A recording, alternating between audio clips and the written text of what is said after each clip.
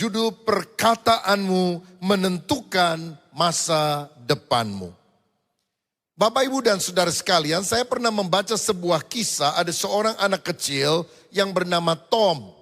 Satu kali di sekolah dia mendapatkan surat dari kepala sekolahnya. Dan berkata, Tom, ini kasih ke mama kamu, jangan kamu baca sendiri ya. Tom pulang ke rumahnya, dia kasih surat itu ke mamanya. Dan kemudian mamanya baca. Dan Tom tanya, Mama, isi suratnya apa?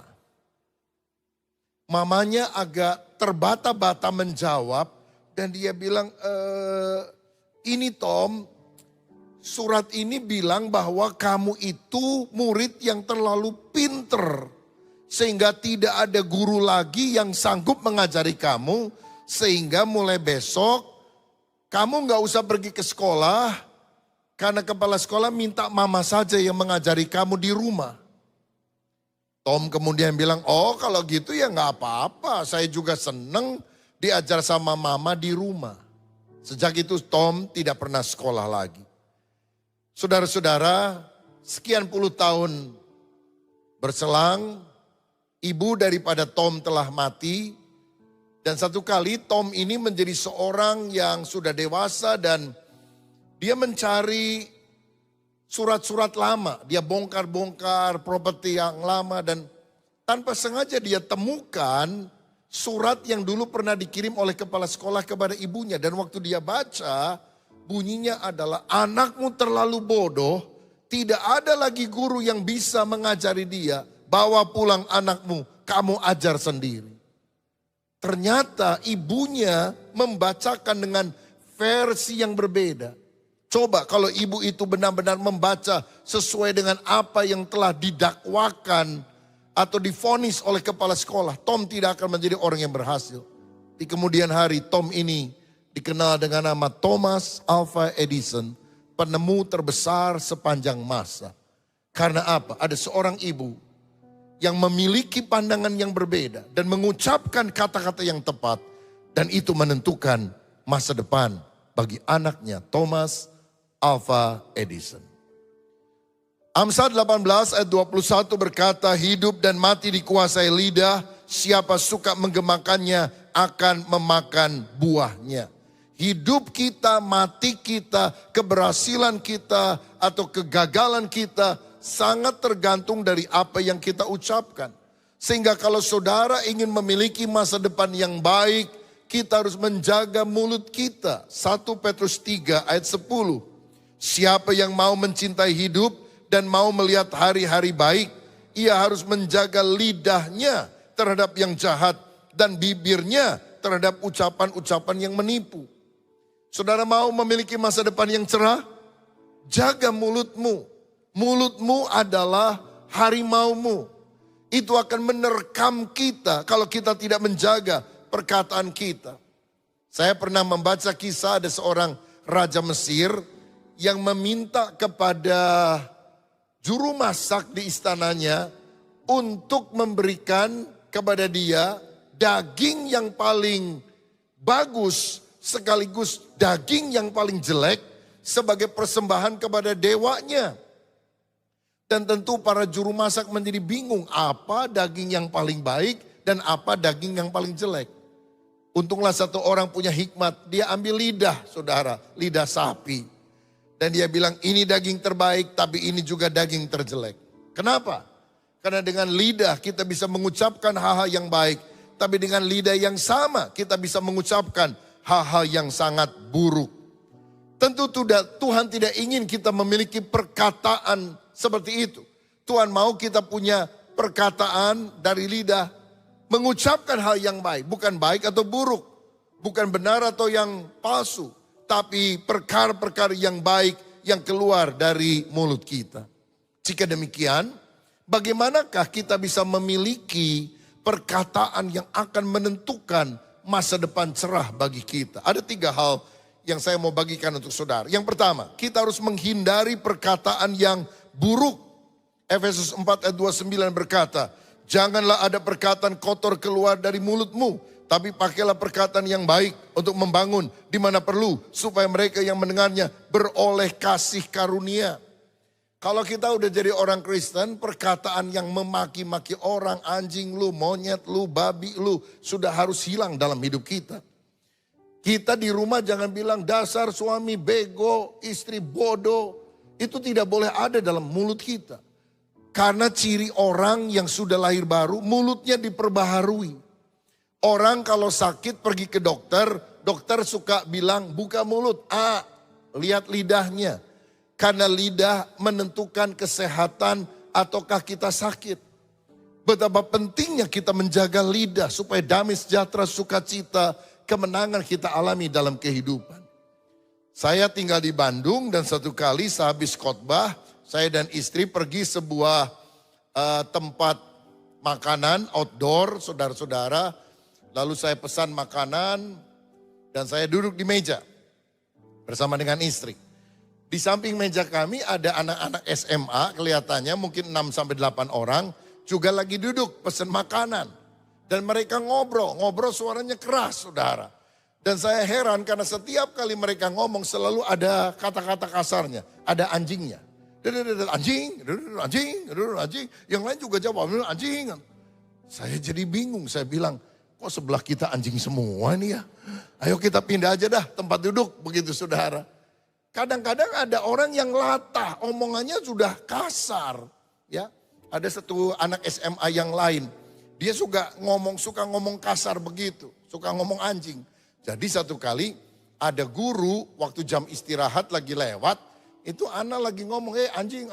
Dia bilang, kamu itu ngomong kasar, push up 10 kali katanya. Wah terpaksa push up saudara. 1, 2 itu anak yang lain merubung. Karena ciri anak SMA di mana-mana sama. Bersuka cita di atas penderitaan orang lain. Begitu saudara. Ya 3, 4, 5. Waduh diketawain sama mereka. 6, 7 ini anak udah merah mukanya udah malu saudara. 8, 9, 10. Waduh waktu dia bilang 10. Dia senang dia langsung bangun dia bilang aduh capek juga anjing katanya. Karena latah saudara. Gurunya bilang apa? Ngomong anjing lagi. Ayo push up 10 kali lagi katanya. Saudara Tuhan ingin agar kata-kata kita mengucapkan berkat. Bukan kata-kata kotor atau kasar. Satu hari ada seorang majelis gereja. Melihat anaknya pulang dari sekolah pas pembagian raport. Lalu dia lihat raport anaknya. Banyak merahnya saudara. Nilainya jelek. Marah dia, dasar anak bego. Anaknya kaget, dia bilang, papa saya memang nilainya jelek. Tapi papa kan majelis, masa ngomong bego? Bego kan kata-kata kasar. Ayahnya kaget, ditegur sama anaknya, dia cari akal. Dia bilang, enak, bego itu bukan kata-kata kasar. Itu kata-kata motivasi. BEGO, bangkitlah engkau, gunakan otakmu katanya. Dia cuma ngeles saja saudara sekalian, gak mau disalahkan. Amsal 12 ayat 18 berkata demikian. Ada orang yang lancang mulutnya seperti tikaman pedang. Tetapi lidah orang bijak mendatangkan kesembuhan. Hati-hati dengan mulut kita, jangan lancang, jangan menusuk, jangan menyalahkan. Jangan merendahkan lawan bicara kita. Karena itu seperti pedang yang menikam. Perkataan fitnah, lidah yang bercabang. Hoax kemana-mana itu akan sangat merugikan orang. Alkitab berkata orang yang tidak mengekang lidahnya, ibadahnya sia-sia. Yakobus 1 ayat 26. Jikalau ada orang yang menganggap dirinya beribadah, tetapi tidak mengekang lidahnya, ia menipu dirinya sendiri, maka sia-sialah ibadahnya. Mari jaga mulut kita. Jangan menekan, jangan mengancam.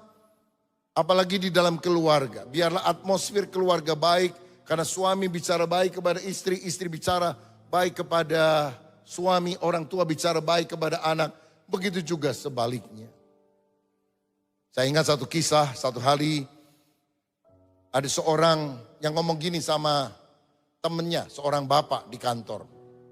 Gua ini lihat ya. Bini lu itu luar biasa itu sifatnya. Banyak galak dan sebagainya. Tapi kok kamu diem aja? Kamu kelihatannya sabar banget, gak pernah marah. Kenapa ya?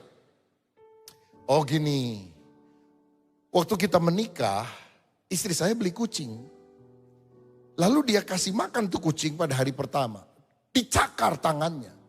Istri saya ternyata sabar, dia nggak marah. Dia cuma bilang 1. Besoknya kucing dikasih makan lagi. Dia cakar kembali untuk kali kedua. Istri saya sabar. Dia cuma bilang 2. Besoknya kucing itu dikasih makan lagi. Dicakar lagi untuk ketiga kalinya. Istri saya juga gak marah. Dia cuma bilang 3. Malah dia pergi ke dapur, dia bikin makanan lebih banyak. Dia kasih makanan ekstra untuk kucing. Kucing makan dengan lahap, tiba-tiba kelepek mati. Rupanya diracun, saudara-saudara. Melihat itu, suaminya syok. Dia bilang, waduh kejam banget kamu pembunuh berdarah dingin. Waduh saya ngeri kawin sama kamu, waduh dimaki-maki istrinya. Istrinya diam aja, tiba-tiba dia bilang 1 katanya. Sejak itu saya tidak pernah marah sama istri saya. Jadi bapak-bapak, kalau istrimu sudah bilang 1, banyak-banyak doa puasa. Jangan-jangan diracun dia. Nah, ini adalah perkataan yang mengancam. Dan tentu di dalam keluarga, dalam rumah, dalam relasi satu dengan yang lain, kita harus menghindarkan kata-kata yang menakutkan semacam itu. Dalam Mazmur 141 ayat 3, firman berkata, awasilah mulutku ya Tuhan, berjagalah pada pintu bibirku. Pemazmur bilang, Tuhan daripada aku mengucapkan kata-kata yang salah, pasang gembok di mulut, supaya apa yang aku ucapkan hanyalah hal yang berharga. Jadi kalau kita mau mengucapkan sesuatu, coba pakai 3 filter ini. Pertama, apakah itu benar? Yang kedua, apakah itu perlu untuk saya sampaikan? Yang ketiga, apakah ini membangun? Apakah itu benar? Kan kadang-kadang kita menyampaikan berita yang tidak terverifikasi.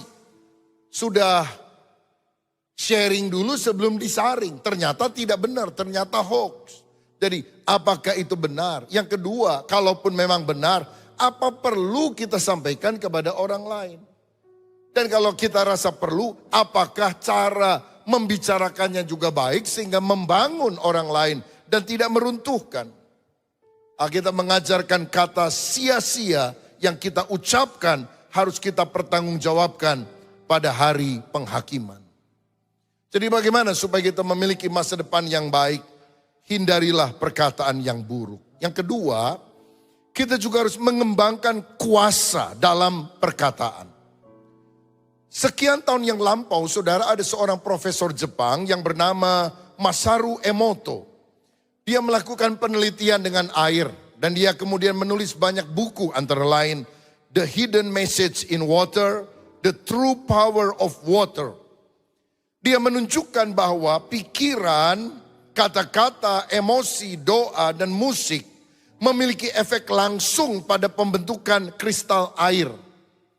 Jadi dia ambil air, kemudian diteliti dengan mikroskop molekul airnya seperti apa. Dan ternyata kalau saudara lihat gambar yang ada di depan, ketika air yang diambil itu diucapkan kata-kata yang baik, peace misalnya, damai sejahtera, atau thank you, terima kasih. Maka dia membentuk semacam kristal yang bagus. Love, kasih juga membentuk kristal, molekul kristal yang bagus. Dari penelitian terhadap air di bawah mikroskop itu. Tetapi ketika ada kata-kata kasar seperti I will kill you, aku akan bunuh kamu. Itu molekulnya sepertinya berantakan, aut-autan begitu saudara. Ada satu daerah di Fujiwara yang molekul air ketika diteliti dengan mikroskop itu tampaknya kacau. Tapi kemudian dilakukan doa di sana dan diteliti lagi, molekul airnya membentuk satu bentukan seperti kristal yang indah. Ini menunjukkan apa yang kita ucapkan itu punya dampak yang besar terhadap diri kita dan terhadap lingkungan kita. Dan tahukah saudara, 70% tubuh kita terdiri dari air. Sehingga apa yang kita ucapkan itu akan sangat menentukan kepribadian kita. Lagi pula di dalam Bilangan 14 ayat 28. Ketika orang Israel berjalan di padang pasir. Dan dia selalu ngomel bersungut-sungut kepada Tuhan. Dia bilang, lebih baik aku mati di Mesir daripada mati di padang gurun ini. Buat apa Tuhan membawa kami kemari? Dan Tuhan bilang demikian. Katakanlah kepada mereka demi aku yang hidup. Demikianlah firman Tuhan. Bahwasanya seperti yang kamu katakan di hadapanku. Demikianlah akan kulakukan kepadamu. Tuhan bilang kamu mau ngomong apa? Kamu menyesal aku bawa keluar dari Mesir. Kamu bilang lebih baik mati di padang gurun ini. Apa yang kamu ucapkan, aku akan lakukan kepadamu. Hati-hati saudara. Kalau engkau lagi ngalami masalah dan bilang, aduh mati gua. Jangan-jangan mati beneran loh. Aduh rasanya gak sanggup, mana tahan. Kita akan kehilangan energi, vitalitas dalam kehidupan kita. Kalau saudara sakit katakan, aku tidak akan mati, tapi aku akan sembuh dan aku akan memuliakan Tuhan. Haleluya. Oleh bilurnya aku telah disembuhkan. Dan Tuhan sorga akan berkata, apa yang kamu katakan di hadapanku, aku akan melakukannya kepadamu. Dengan mulut kita dibenarkan, dengan mulut kita akan dipersalahkan. Dengan mulut kita memperoleh kehidupan. Dengan mulut yang sama, kematian, kerugian, kesialan bisa menerkam kehidupan kita. Karena itu jaga perkataan kita agar ada power, ada kuasa dalam apa yang kita ucapkan. Saudara, perkataan itu memiliki daya cipta. Ingatkah saudara, bagaimana Tuhan menciptakan alam semesta? Hanya dengan perkataannya. Jadilah terang, jadilah cakrawala, jadilah matahari, bulan dan bintang. Semuanya itu ada. Bagaimana caranya Yesus meneduhkan danau Galilea yang sedang mengamuk? Dia berdiri dan berkata, diam, tenanglah. Gelombang badai langsung reda karena ada kuasa dalam perkataan Yesus. Ada perwira Kapernaum datang kepada Yesus dan bilang, hambaku sakit. Tapi engkau tidak perlu datang ke rumahku. Namun ucapkan saja satu patah kata, maka hambaku akan sembuh. Yesus berkata, pulang hambamu sembuh. Langsung hambanya yang sakit menjadi sembuh. Ada kuasa penciptaan dalam kata-kata kita. Apalagi kalau kita beriman kepada Kristus. Seperti Allah menciptakan yang tidak ada menjadi ada. Tuhan menaruh kuasa itu dalam diri kita. Karena di dalam Matius 21 ayat 21 dikatakan, aku berkata kepadamu, sesungguhnya jika kamu percaya dan tidak bimbang, kamu bukan saja akan dapat berbuat apa yang ku berbuat dengan pohon ara itu, tetapi juga jikalau kamu berkata kepada gunung ini, beranjaklah dan tercampaklah ke dalam laut, hal itu akan terjadi. Hati percaya, mulut mengaku, mujizat akan terjadi. Mulut mengaku, hati nggak percaya, nggak akan ada mujizat. Hati percaya, tapi mulut tidak mengucapkan kata-kata yang sinkron dengan apa yang di dalam hati, tidak akan ada mujizat. Hati percaya, mulut mengaku, mujizat akan terjadi dalam kehidupanmu. Karena itu ingat saudara, saya bukan apa yang orang katakan tentang saya. Saya adalah apa yang Yesus katakan tentang saya. Orang boleh berkata engkau bodoh, engkau rugi, engkau sial, engkau tidak akan berhasil. Tapi kalau engkau pegang firman Tuhan, Tuhan berkata, aku mengasihi engkau. Engkau biji mataku, aku menghargai engkau. Engkau mulia, aku menebus engkau. Engkau adalah anakku yang kukasihi. Selembar rambut tidak akan jatuh dari atas kepalamu kalau aku tidak menghendakinya. Burung di udara Tuhan pelihara, apalagi engkau, aku akan pelihara. Presiden kita sudah bilang, tahun ini sulit. tahun depan gelap. Tapi saya yakin bagi orang yang beriman kepada Kristus selalu ada terang. Karena Yesus adalah terang dunia. Dia akan memberikan kehidupan bagi setiap orang yang percaya kepadanya. Saudara, karena itu kembangkan perkataan yang berkuasa. Itu yang saya sebut sebagai perkataan profetik. Apa itu perkataan profetik? Itu bukan berarti nubuatan, misalnya, hai anakku, dengarlah aku berbicara kepadamu. Tidak harus selalu seperti itu. Perkataan profetik adalah perkataan yang diucapkan dengan iman dari tidak ada menjadi ada. Ketika engkau melihat anakmu sakit, engkau berkata, Tuhan, engkau melihat dia sakit. Tapi aku perkatakan dalam nama Yesus, kesembuhan dia alami saat ini. Terima mujizat. Itu perkataan profetik.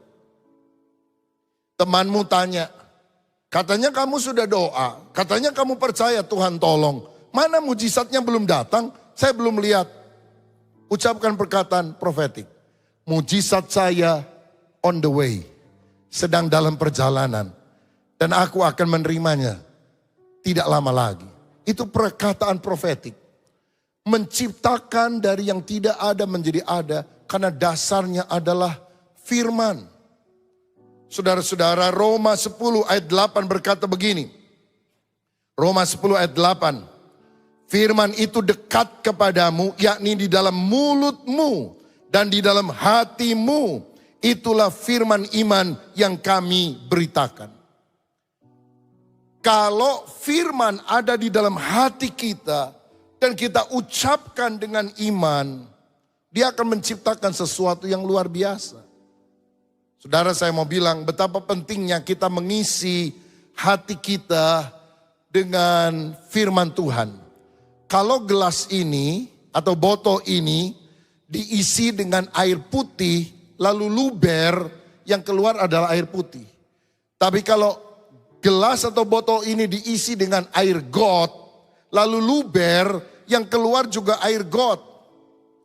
Kalau saudara tiap hari mengisi pikiranmu dengan hal-hal yang kotor, yang luber adalah hal yang kotor. Tapi kalau setiap hari engkau mengisi hatimu, pikiranmu dengan firman, yang keluar tiap hari hanyalah firman, firman, firman. Waktu engkau lagi ngalami masalah, tiap hari saudara baca Alkitab, yang Tuhan akan munculkan, ingatkan adalah firman yang menguatkan. Satu kali ada seorang pendeta yang sakit, demam panas 39 derajat Celcius. Waduh, mengigau saudara, ngomong udah gak sadar. Ya, tidak bisa dia kontrol, mengigau. Dan dia bilang, Tuhan adalah gembalaku, tak akan kekurangan aku. Pergilah, jadikan semua bangsa muridku. Marilah kepadaku yang letih lesu berbeban berat, aku memberikan kelegaan kepadamu. Kenapa dia ngomong begitu? Karena yang diisikan tiap hari firman, firman, firman. Jadi waktu mengigau, waktu panas badan tinggi, dia nggak bisa ngontrol perkataannya. Itu di alam bawah sadarnya keluar semuanya, firman. Kalau nanti malam saudara panas badan 39 derajat Celcius, lalu saudara ngomong ngaco sendiri, kira-kira yang keluar apa ya? Jangan sebut nama istri orang, saudara sekalian. Bisa jadi masalah besar dalam keluargamu. Betapa pentingnya input yang kita masukkan di dalam hati dan pikiran kita. Itu akan menentukan hasil yang luar biasa. Izinkan saya menyampaikan kesaksian ini. Sejak 3 tahun yang lalu saya berdoa dan berusaha untuk membangun sebuah gereja di daerah Bandung Timur. Bandung Timur adalah satu daerah yang setahu saya belum ada gereja yang mendapatkan izin secara resmi. Beberapa tahun yang lalu ada daerah namanya Ranca Ekek di sekitar Bandung Timur. 7 gereja semua ditutup. Ya, kebanyakan ruko yang katanya tidak berizin. Berapa bulan yang lalu ada HKBP juga diserbu oleh massa. Kesulitan demi kesulitan kita alami. Itu daerah yang hijau. Mungkin saudara pernah dengar Cilegon. Cilegon adalah daerah yang tidak ada gereja sampai hari ini. Karena ada perjanjian darah yang pernah dibuat oleh orang-orang tahun 70-an bahwa tidak boleh ada gereja di sana. Padahal orang Kristen di sana hampir 3.000 orang. Tapi tetap tidak boleh. Mereka harus kebaktian ke kota terdekat, Serang. Nah, kami pernah ada cabang binaan di sana, saudara-saudara, yang terpaksa harus menggunakan kompleks Kopassus. Karena di sana dibangunkan sebuah gedung untuk ibadah dan dipakai 7 gereja secara bergantian. Dari jam 6 pagi sampai jam 7 malam, rata-rata 2 jam, 2 jam, 2 jam, lalu gantian ibadah. Dan itu jaraknya kira-kira 20 kilometer dari Cilegon ke Serang. Cilegon lebih viral. Bandung Timur nasibnya seperti itu. Cuma kurang viral dibandingkan dengan Cilegon. 3 tahun yang lalu saya membeli sebidang tanah di kompleks perumahan namanya Sumarekon. Dan luasnya kira-kira 2 hektar. Kami mencoba mengurus izin untuk gereja dan juga theme park atau museum kisah-kisah Alkitab modern yang kita sebut sebagai The Journey. Jadi orang akan lihat tentang kisah penciptaan, kemudian tentang kisah Bahtera Nuh, tokoh-tokoh Alkitab, terutama Tuhan Yesus, lalu peristiwa sampai akhir zaman, saudara-saudara. Sehingga kalau orang masuk ke sana, saya arahkan terutama anak dan remaja, mereka punya mindset yang berubah. Karena mereka bisa melihat Alkitab bukan dikhotbahkan, tetapi Alkitab ditunjukkan di depan mata mereka. Dengan visualisasi Bible story, dengan teknologi 5D, sehingga orang bisa mengerti konsep firman Tuhan. Kami berdoa, kami bergumul sampai 3 tahun ini karena sulit sekali mengurus izinnya. Biayanya besar, tanahnya mahal. Tapi walaupun sulit bagi Tuhan tidak ada yang mustahil. Oleh anugerahnya bulan yang lalu izinnya keluar. Resmi izin gereja, saudara-saudara. Wow, Tuhan itu dahsyat, Tuhan itu luar biasa. Karena itu tanggal 11 Oktober beberapa yang lalu kami melakukan doa bersama dan peletakan batu pertama untuk pembangunan itu bisa segera dimulai. Sehingga ini menjadi satu tempat di mana orang bukan hanya beribadah di gereja, tapi juga di kompleks itu adalah theme park, museum kisah Alkitab modern supaya orang melihat Injil dipertontonkan kepada mereka. Dan saya mau bilang, dari sejak awal kami punya tim doa. Selain tim yang datang ke masyarakat dan sebagainya, mengurus ke pemerintahan dan sebagainya, kita sertai dengan tim doa. Dan semua harus memperkatakan perkataan iman. Bagi Tuhan tidak ada yang mustahil. Kalau engkau bilang susah, mana bisa, mana mungkin, gereja yang lain mengurus gak pernah dapat izin, maka kita akan mengalami hal yang sama. Tapi walaupun tampaknya sulit, anugerah Tuhan lebih besar dari masalah kita. Anugerah Tuhan lebih dahsyat dari pergumulan kita. Masalahmu yang terbesar bisa menjadi mujizatmu yang terbesar. Karena Allah yang kita sembah adalah Allah yang besar, Allah yang dahsyat, Allah yang sanggup mengubah yang tidak mungkin menjadi mungkin. Bagi Dia tidak ada yang mustahil. Berikan kemuliaan untuk Tuhan Yesus Kristus. Karena itu saudara, miliki kuasa di dalam perkataan. Hati percaya, mulut mengaku. Perkataan profetik terjadi. Saya berkali-kali ucapkan, dalam nama Yesus akan ada gereja resmi di daerah Bandung Timur. Kami perkatakan itu saudara-saudara. Orang bilang mana bisa. Ada yang ngurus izin ruko gak keluar. Izin 200 meter gak keluar. Saya mikirnya gini. Ngurus izin gereja sebesar ruko sama sulitnya dengan ngurus izin gereja yang luasnya 2 hektar. Jadi kalau mau ngurus sekalian yang besar.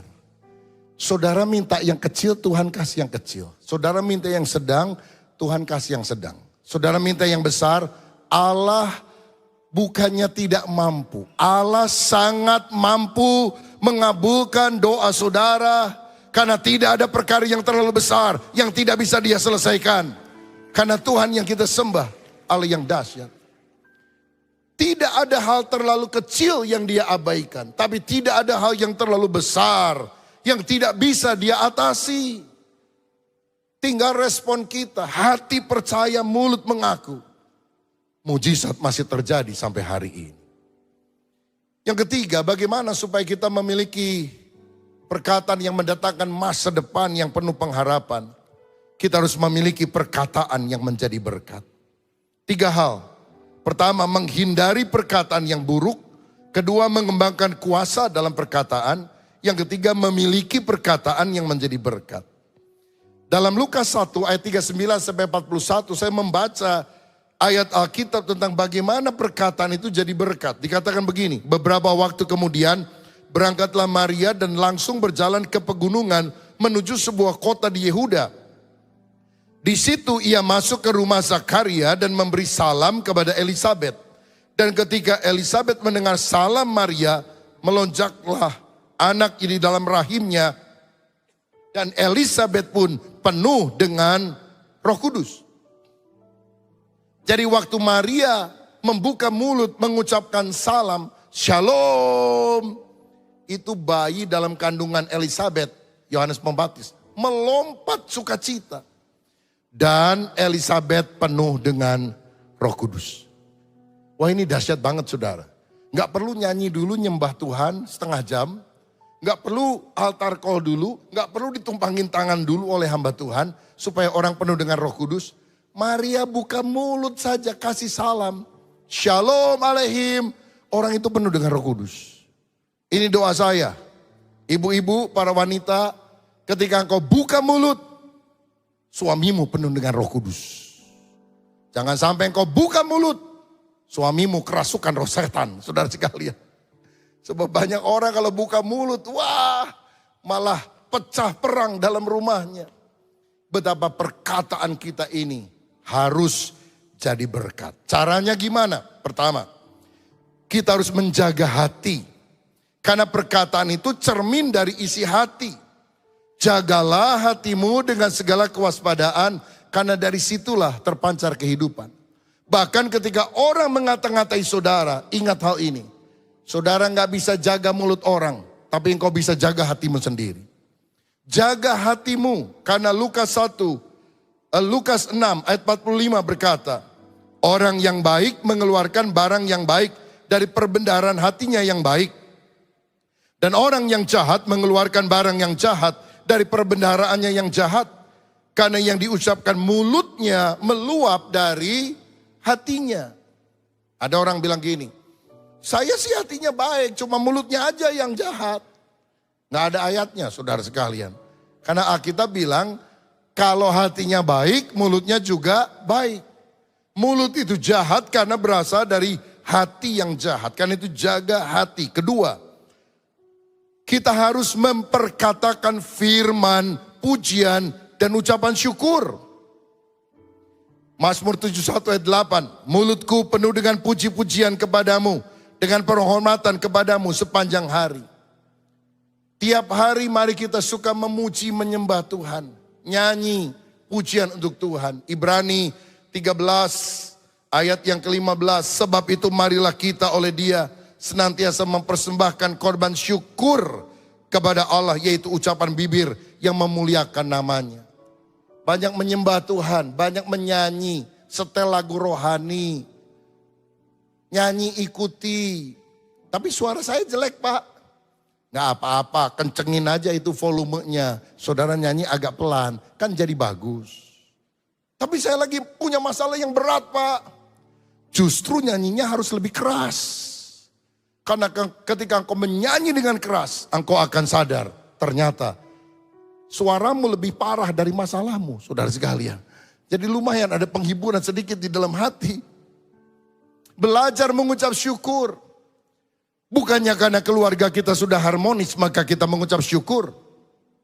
Tapi kalau kita banyak mengucap syukur, keluarga kita akan lebih harmonis. Bukannya karena kita tidak punya masalah, maka kita mengucap syukur. Tapi kalau kita banyak mengucap syukur, masalah kita akan diselesaikan oleh Tuhan. Bukannya karena kita sudah kebanyakan duit, maka kita mengucap syukur. Tapi kalau engkau banyak mengucap syukur, saya mau katakan berkat Tuhan akan mengalir dalam hidup saudara. Karena di dalam ucapan syukur ada kuasa, ada berkat yang luar biasa yang berasal dari Tuhan. Siapa yang percaya? Berikan tepuk tangan yang meriah untuk Tuhan Yesus. Yang ketiga, kita harus memiliki lidah seorang murid. yaitu lidah yang membangun. Yesaya 50 ayat 4, Tuhan Allah telah memberikan kepadaku lidah seorang murid, supaya dengan perkataan aku dapat memberi semangat kepada yang letih, lesu. Setiap pagi ia mempertajam pendengaranku untuk mendengar seperti seorang murid. Miliki lidah seorang murid Yesus, sehingga perkataan yang keluar itu mengencourage, membangun, menguatkan, bukan meruntuhkan orang lain. Karenanya, terutama yang bagi punya anak kecil, hati-hati. Kalau anak kita nanya, apalagi umur 3, 4, 5 itu kan suka nanya. Ini apa, kenapa, mengapa, gimana. Selalu nanya, kita jawab, dia tanya lagi. Jawab mesti benar, jangan asal-asalan. Ada seorang ibu lagi sibuk, anaknya tanya, "Mama, saya ini asalnya dari mana?" Mamanya bilang, "Kamu ini mama lagi sibuk nanya-nanya yang susah-susah." "Iya, tapi mama, saya ini datangnya dari mana?" "Kamu tahu nggak, nak? Ada burung bangau terbang, bawa gembolan di paruhnya. Nah, itu kamu." Sejak itu anaknya stres. Karena dia bilang, "Saya bukan anak papa mama, saya anak burung," katanya saudara. Ada satu anak lain, nanya juga sama mamanya. Mamanya lagi sibuk. "Mama, kenapa rambut mama mulai banyak putih-putihnya ya?" "Karena kamu nakal tahu. Tiap kali kamu nakal, rambut mama muncul satu putihnya." Anak itu malah tersenyum. Dia bilang, "Oh, kalau begitu saya mengerti. Kenapa nenek rambutnya putih semuanya. Itu karena pasti mama nakalnya luar biasa ya," katanya. Mamanya nggak bisa jawab, saudara sekalian. Karena apa? Ngomong sembarangan. Karena itu hati-hati dengan perkataan kita. Minta lidah seorang murid. Kita mendengar firman, kita taat, kita mengucapkan kata-kata yang membangun. Yang keempat, bagaimana kita memiliki perkataan yang jadi berkat? Kita harus menyelaraskan perkataan dan perbuatan kita. Bukan cuma ngomongnya bagus, tapi perbuatannya berbeda. 1 Yohanes 3 ayat 18. "Anak-anakku, marilah kita mengasihi bukan dengan perkataan atau dengan lidah, tapi dengan perbuatan dan dalam kebenaran." Satu hari ada keluarga mengadakan mesbah doa keluarga.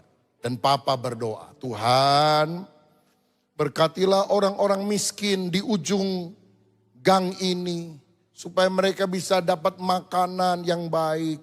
Mereka juga bisa menyekolahkan anaknya yang baik." Setelah amin, anaknya yang kecil bilang, "Papa, boleh nggak saya minta dompet papa?" "Buat apa?" "Saya akan mengabulkan doa papa. Saya akan kasih uangnya semua buat orang miskin di depan gang itu. Supaya mereka bisa beli makanan, supaya dia bisa sekolahkan anaknya." Papanya bilang, "Jangan gitu nak, tugas kita cuma berdoa, memberi tugas orang lain."